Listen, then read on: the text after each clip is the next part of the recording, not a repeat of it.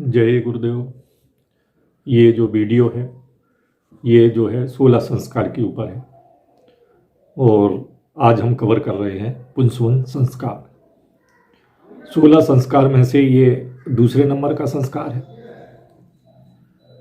और ये संस्कार बहुत ही महत्वपूर्ण है। हम भविष्य में सभी 16 संस्कार के बारे में वीडियो बना के जानकारी देंगे जो आम जनता के हितार्थ काम करेगा। इसी क्रम में जो है ये वीडियो पुंसवन नामक दूसरे संस्कार के बारे में है और ये संस्कार क्यों आवश्यक है आइए हम जानते हैं। तीसरे माह में पुंसवन संस्कार किया जाता है। पुंसवन संस्कार में बालक को संस्कारवान बनाने के लिए सर्वप्रथम माता पिता को संस्कारी होना चाहिए। तीसरे माह से गर्भ में आकार और संस्कार दोनों अपना स्वरूप पकड़ने लगते। विकासशील शिशु माता पिता, कुल परिवार तथा समाज के लिए विडंबना ना बने, वो गौरव और सौभाग्य का कारण बने, इसके लिए हमें पुंसवन संस्कार करना है। फिर सुन लें, विकासशील शिशु गर्भ में जो विकास को पा रहा है अर्थात गर्भस्थ शिशु माता पिता, कुल परिवार और समाज के लिए विडंबना ना बने बल्कि वो सौभाग्य और गौरव का कारण बने, इसके लिए हम पुंसवन संस्कार करते हैं। कुछ संस्कारों के निवारण तथा सुसंस्कारों के विकास के लिए, नए सुसंस्कारों की स्थापना के लिए संकल्प, पुरुषार्थ एवं देव अनुग्रह के संयोग का हम प्रयास करते हैं और प्रयास हमको करना चाहिए। क्या करें? तो कहते हैं इसमें हमें दो प्रयोग करना है। पहला प्रयोग करना है औषधि का अवघ्राण, मतलब औषधि को हमें सूंघना है, उसकी नस हमें अंदर लेना है। इसके लिए बट वृक्ष की जटाओं के मुलायम सिरों का छोटे टुकड़े, दूसरा गिलो, तीसरा पीपल की कोपल अर्थात मुलायम पत्ते रखें। इन सबको घर में लाकर थोड़े से पानी के अंश के साथ मिलाकर पीसकर एक कटोरी में इनका घोल तैयार कर लें। दूसरी बात हमको क्या करना है? दूसरी बात जानने के पहले आप ये जान लें कि इस औषधि में तीन वस्तुओं या तीन चीज़ों का मिश्रण है। बट वृक्ष की जटाओं के मुलायम सिरे हैं, गिलोय है और पीपल के कोमल मुलायम पत्ते हैं। जो बट वृक्ष है उसके पत्ते क्यों कहा गया है? क्योंकि बट वृक्ष विशालता और दृढ़ता का प्रतीक है। उसकी जो लटें हैं वो जड़ और तने बन जाती हैं। ये विकास और विस्तार के साथ पुष्टि की व्यवस्था है। वृद्धावस्था को युवावस्था में बदलने का ये उपचार है। आपने देखा होगा कि बट वृक्ष, पुराने बट वृक्ष में जो है ऊपर से जड़ें निकल के नीचे लटकने लगती हैं और कालांतर में वो जड़ें ज़मीन में आकर और फिर एक नया पेड़ का सृजन कर देती हैं।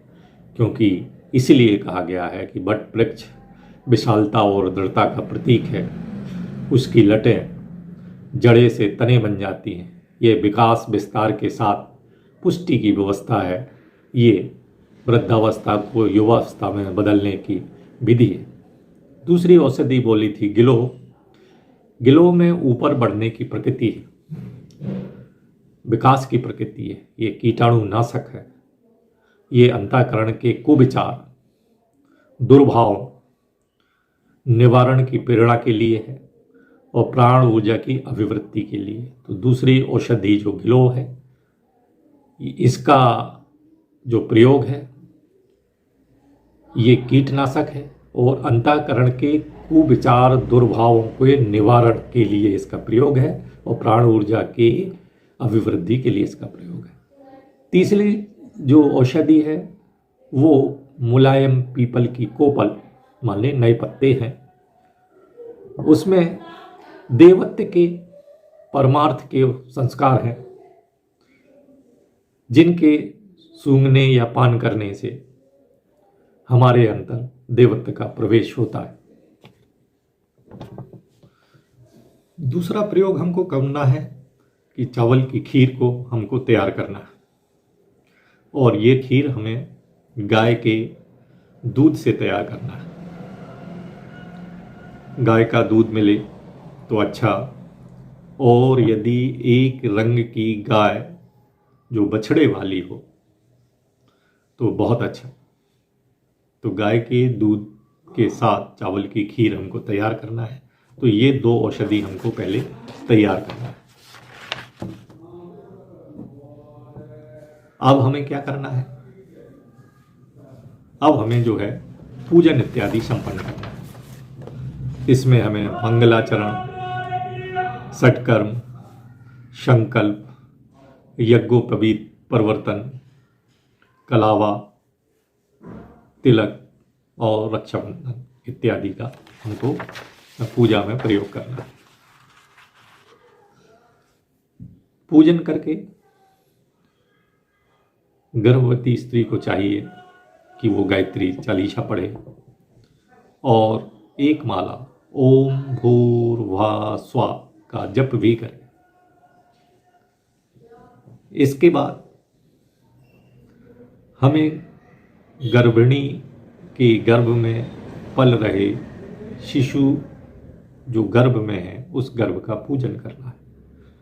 गर्भिणी के घर परिवार के सभी परिजन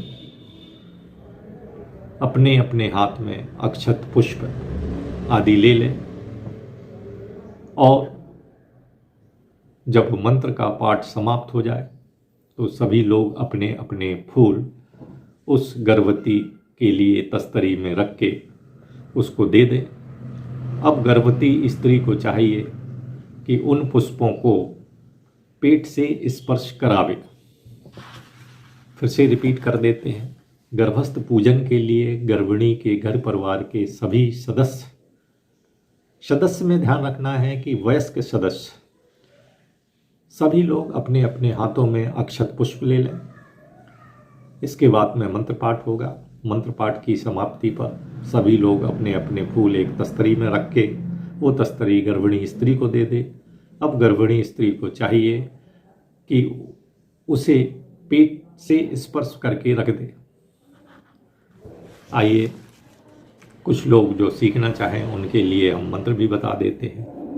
ओम सुपर्णोऽसि गरुत्तमास्ति वृते शिरो गायत्रम चक्षु बृहद्दर्धन्त्रे पक्षो स्तोमे आत्मा छंदर सयंगानी युजसी नामा साम ते तनुर्वा मदेयम यज्ञा यज्ञम पुच्छम ध्रियमाण सफा सुपर्णोऽसि गुरुत्मान देव्यम गच्छ स्वः पथ। इस मंत्र की समाप्ति के बाद सभी लोग अपने पुष्प तस्तरी में रख देंगे।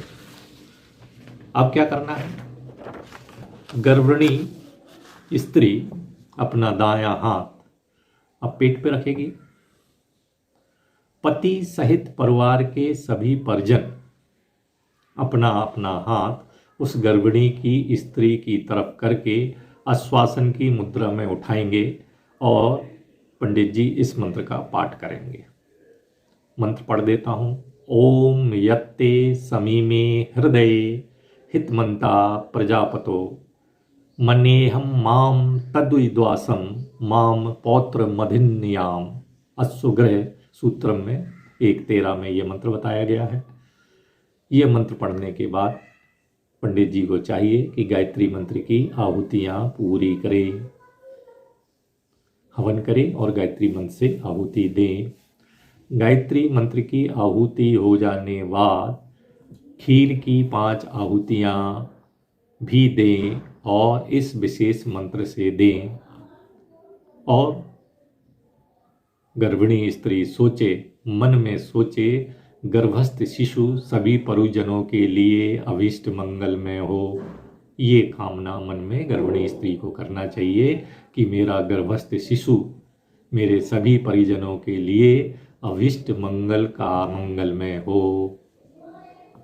और विशेष मंत्र से कौन सी आहुति देना है? तो मंत्र है ओम धाता दधातु दासु सुसे प्राची जीवातुम मक्षिताम वयम देवस्य धीमहि सुमति भजनी वतः स्वा इदम धात्रे इदम नामम आश्वग्रह सूत्रम 1:14। बनी हुई खीर यज्ञ से, आहुति के बाद जो खीर बची है तो यज्ञ से बची खीर गर्भिणी को सेवन के लिए दे। और गर्भिणी उस खीर को लेकर पहले मस्तिष्क पे लगाए, इसके बाद में खाए। और मस्तिष्क में लगा के ये मंत्र पढ़े, ओम पया पृथ्व्यम पयो औषधि पयो दिव्य अंतरिक्षरे पयोधा पयस्वती प्रदीक्षा संतु मयम। यजुर्वेद 16:36 में ये मंत्र आया है। इसके बाद जो है, जो आचार्य हैं, जो पंडित जी हैं, वो ये बताया हुआ मंत्र बोल के जो है गर्भिणी स्त्री को आशीर्वाद दे।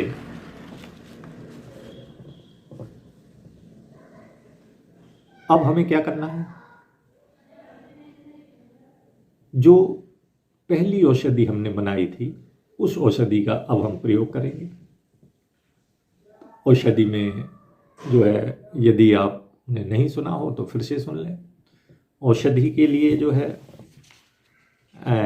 बट वृक्ष की जटाओं के मुलायम सिरों के छोटे टुकड़े 1 गिलो 2 और पीपल के कोमल मुलायम पत्ते औषधि नंबर 3, इन तीनों को लाकर और हम थोड़े से पानी के साथ पीसकर उसका हम रस एक कटोरी में निकाल के जो पहले से रखा है उसका हमें प्रयोग करना है। यदि ये ना मिले तो हम क्या करेंगे? इसका अल्टरनेटिव हम आपको बताते हैं। लक्ष्मणा वनस्पति, हम इसके पत्ते लेंगे। बड़ कोपल, इसके हम 8 पत्ते लेंगे। पीले पुष्प की कराही ये ले सकते हैं। गुड़ सकरी ये ले सकते हैं, अथवा सफ़ेद फूल की बला ये हम ले सकते हैं। इनमें से हमें किसी एक को लेना है, सबको नहीं लेना। इनमें से किसी एक को लेना है और एक को लेकर उसको दूध में पीसना है।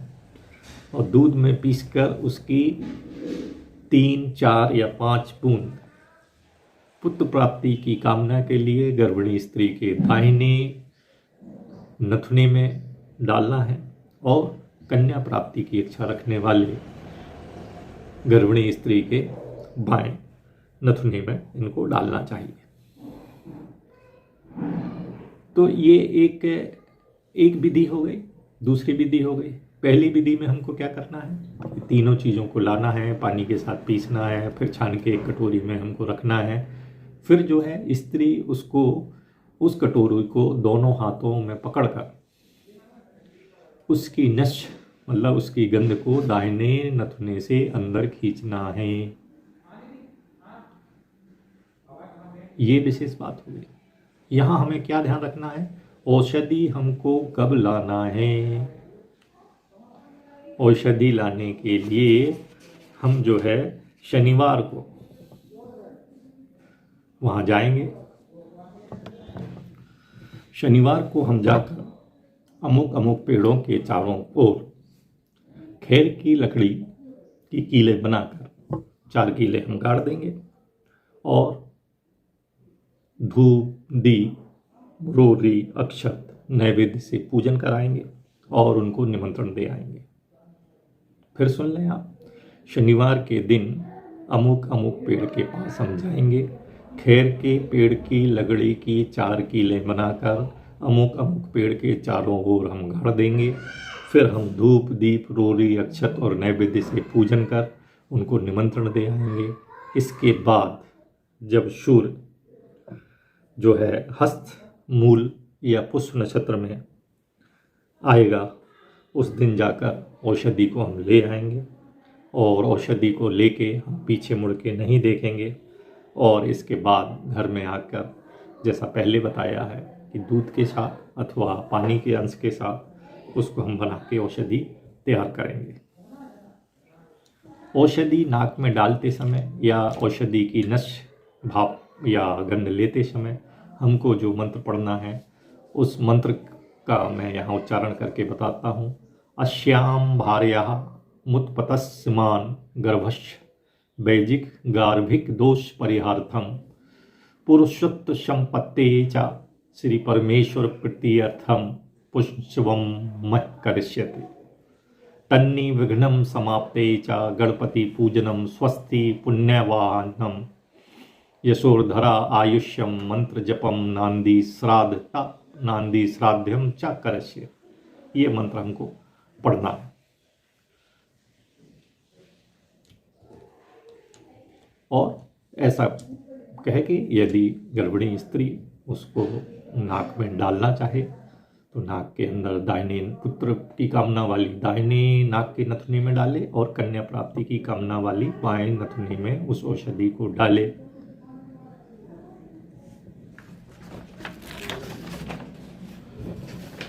इसके बाद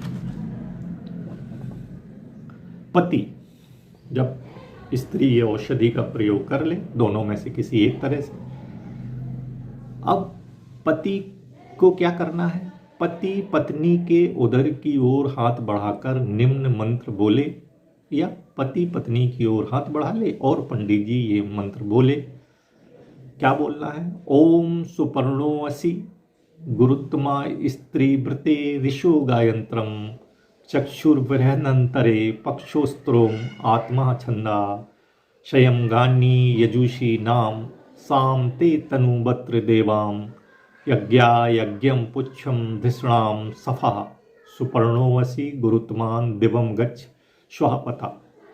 ये मंत्र जो है हमको पढ़ना है। नमस्कार।